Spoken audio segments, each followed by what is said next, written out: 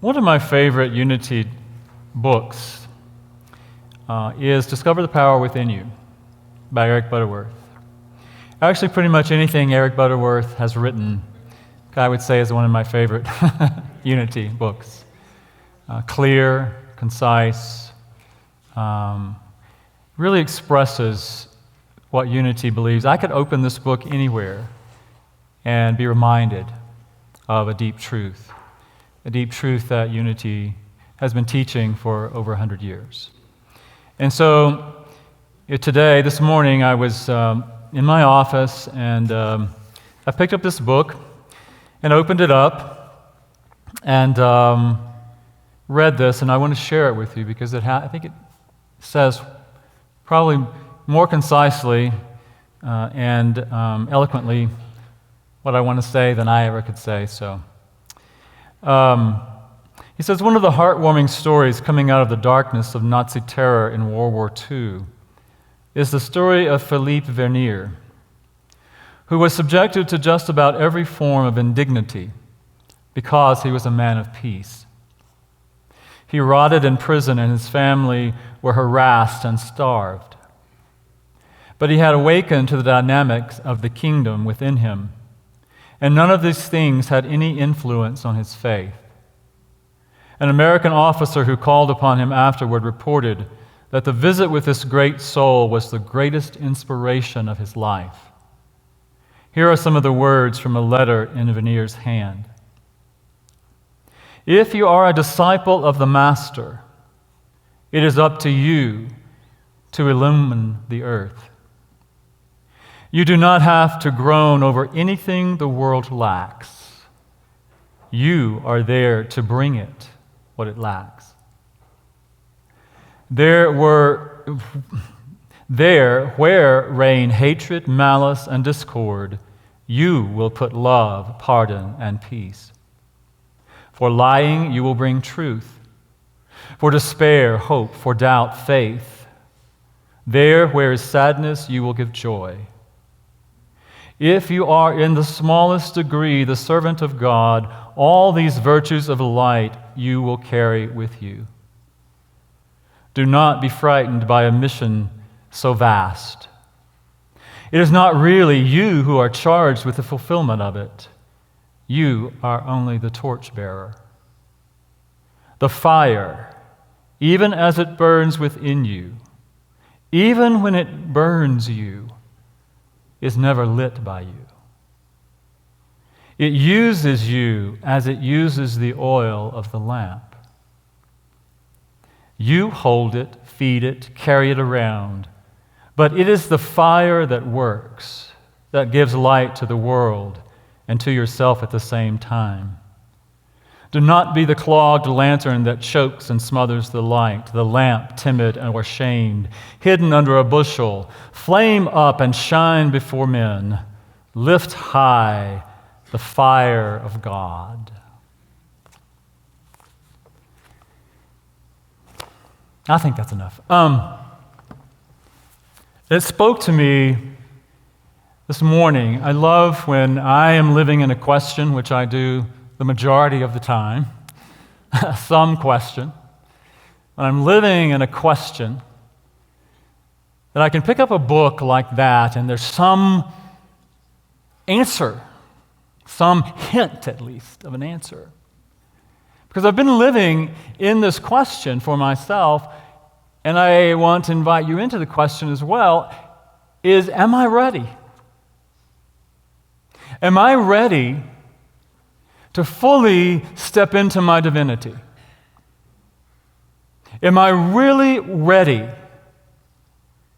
to fully embrace the light of God that is that which within me? Am I really willing to be in that place of fulfilling God's will? And what I mean by God's will is to fully realize the kingdom.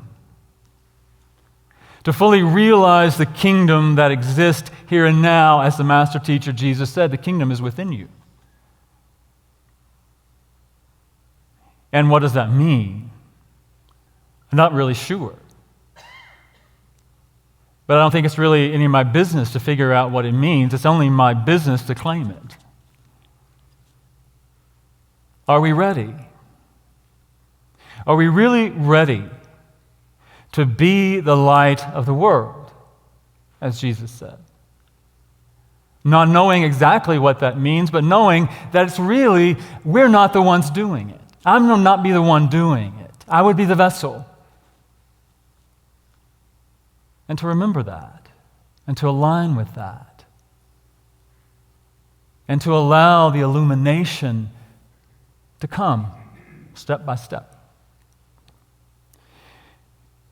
Because I do believe, well, let me just finish reading this piece from Butterworth. When shall the kingdom come? Whence comes the millennium? When shall Christ come into his kingdom? When is the day of judgment? Theology may give profound eschatological answers. Perhaps we should all demand, as do our young people, to tell me like it is. And the answer that fits the question, when the without becomes as the within. When we truly know that we are the light of the world. And no more, for me, it's like no more hemming and hawing. No more yes, but. No more if only. No more arguing for my limitations. No more getting stuck in that. Because for me, and I believe for all of us, the world is crying out for light. And we are the ones. We are the torchbearers, if we choose to be. How do we do that? How does it look? I'm not sure. But I go back to, I was reminded as I'm living in the question, I was reminding of this, one of my favorite stories from the Hebrew Scriptures is the story of Moses. I know I've used that story before, but I keep coming back to it because it keeps revealing to me something different every time I revisit the story. And what it revealed to me this week is what I want to share with you. In Unity, we believe in that metaphysical and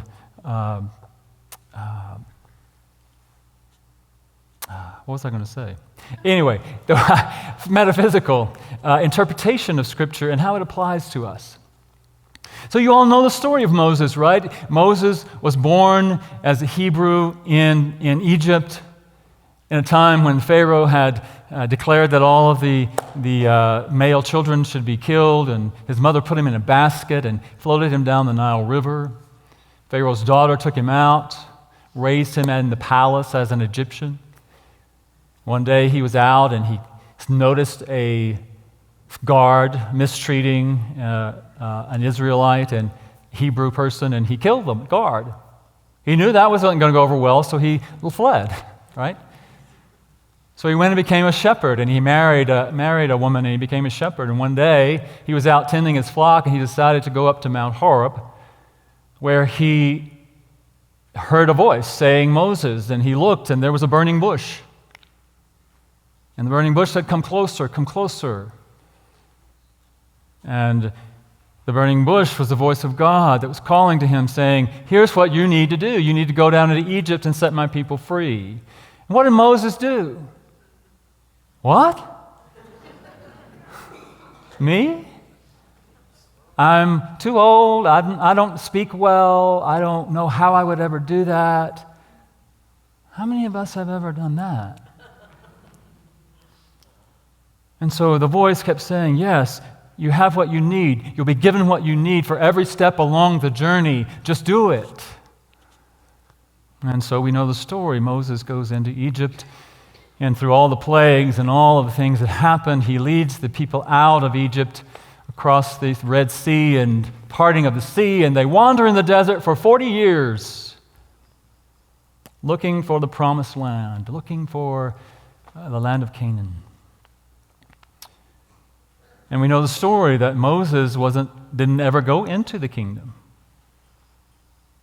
Moses died, and he didn't get to go to the kingdom. Joshua.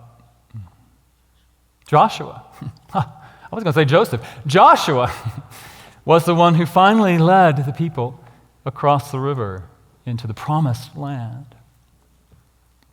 Well, what does that have to do with you and me? Well, first of all, what came to me this week is that Moses was raised in a foreign land, a land that was really not his own. I believe you and I are raised in a land, in a culture that teaches us to be something other than we are.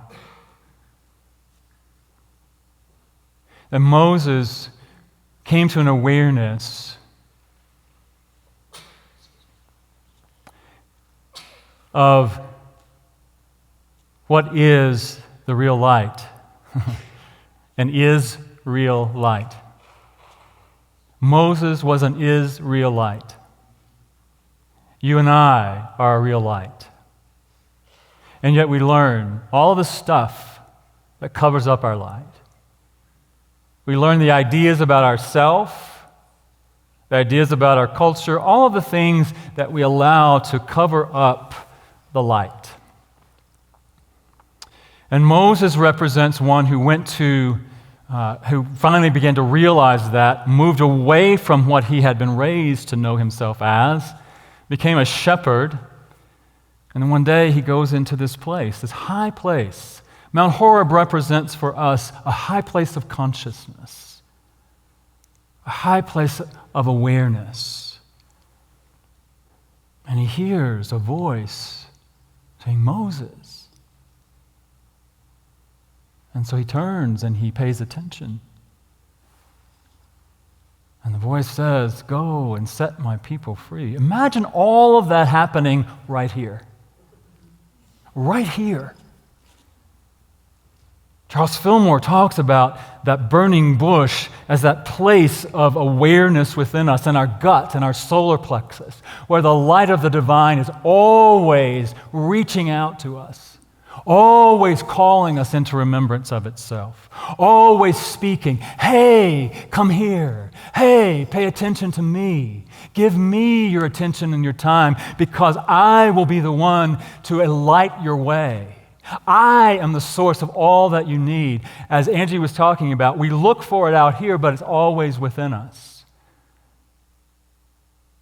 That it's happening for you and me right here, that the true light of the divine, the light of God that you are, I am, is calling us into remembrance of itself, calling our minds and our hearts and our spirits and even our bodies into remembrance of itself always.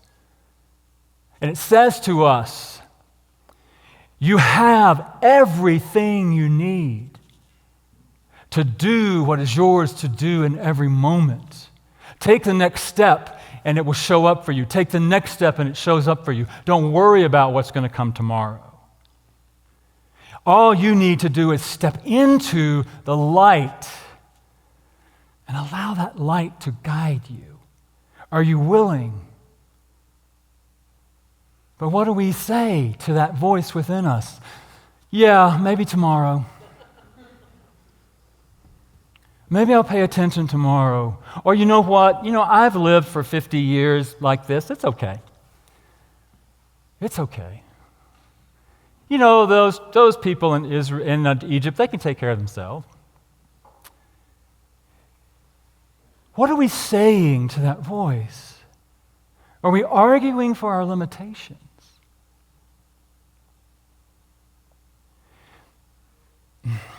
And for me, I think it's time to stop that.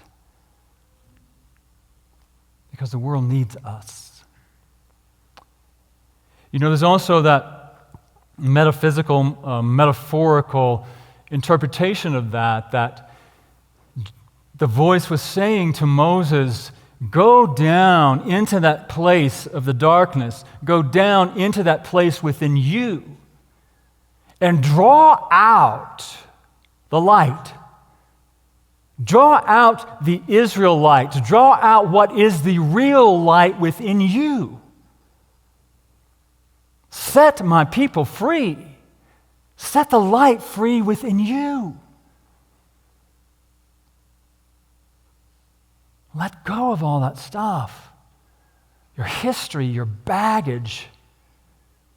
And we interpret that to mean, well, if I go to therapy for 40 years and if I do all these things, I read all these self-help books and I go to all of these workshops, and I'm not saying that all of that's not good. But I'm coming to the awareness that we don't really need to do that anymore. We may have needed to do that at one time, but we have evolved. Now again, please don't hear me say that there's not value in that. But I don't remember Jesus ever saying to somebody, you go heal your family stuff and then you'll be healed. Did he say that? Did I miss that somewhere? Go and clear up all your family baggage and then you can get up and walk. He didn't say that, did he? He said, take up your bed and walk. Claim the light that is within you. Claim the truth that was within you. The power that is within you. And live from that place. I think it's time.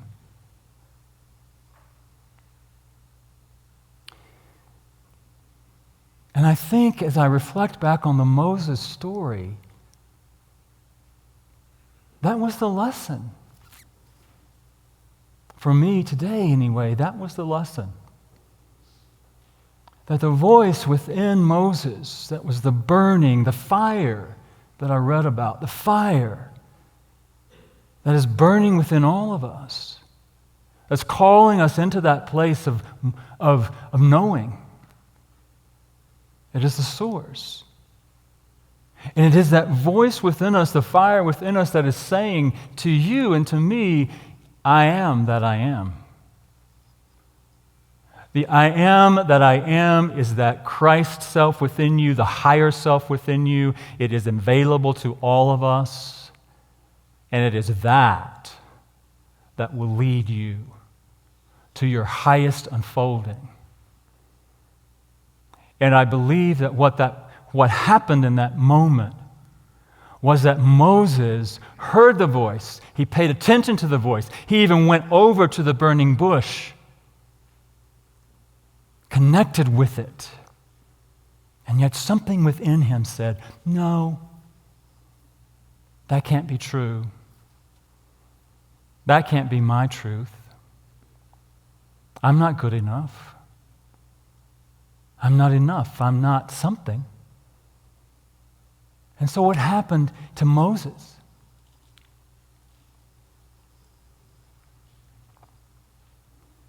He wandered in the desert for 40 years, trying to find his way to the promised land, which was already there. Already there. The kingdom, the promised land. And he never got there. He never got there.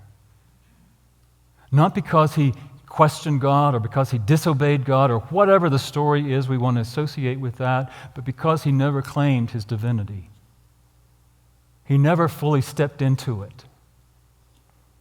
He was always in a place of doubt.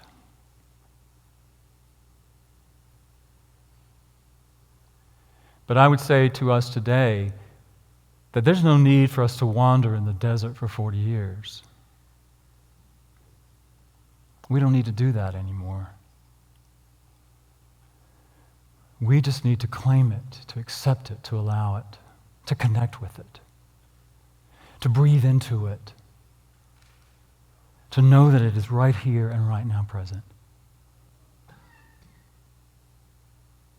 Because I do believe, I really do believe, that that light is the source, the only true source of whatever we need to heal.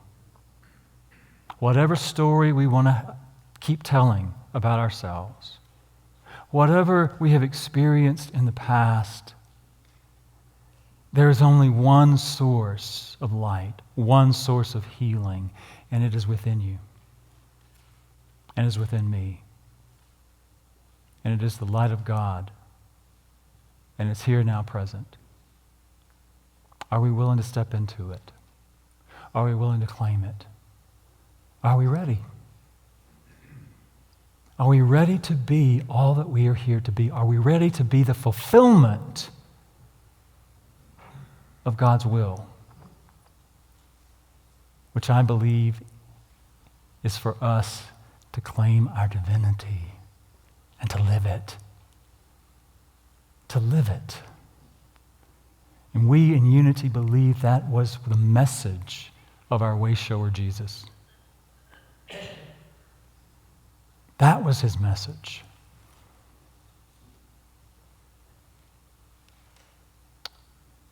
And, well, that's a different topic. But, yeah. So are we willing? Are we ready? Are we ready? Are we ready to take the next step?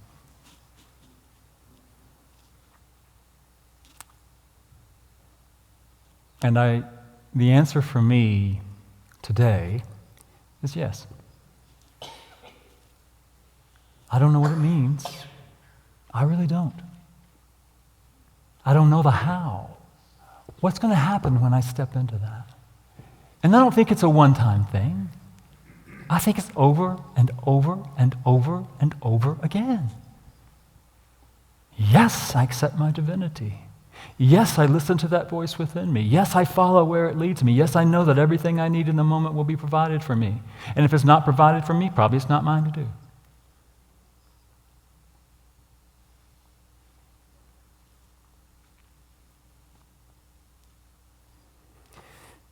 So how about it? Are we there? Are we ready? Are you ready? Are you ready